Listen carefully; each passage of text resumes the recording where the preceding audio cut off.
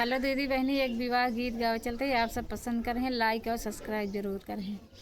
उगते सूरजवा जब निकला गए, अरे डूबत के लाले गुलाल रे लालनवा, अरे डूबत के लाले गुलाल रे लालनवा।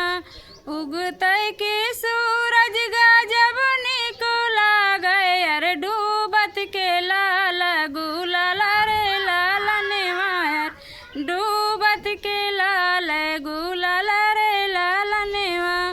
कैसे के आई बहिनी तोहरा के देसवा, यार सासू तोहर बोली बोलै रे लालनवा, यार सासू तोहर बोली बोलै रे लालनवा।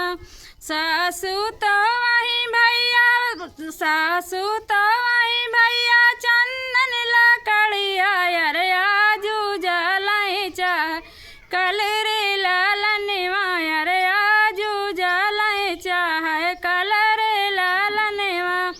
उगते के सूरज जब निकला गए, अरे डूबत के लाल गुलाल रे लालनवा, यार डूबत के लाल गुलाल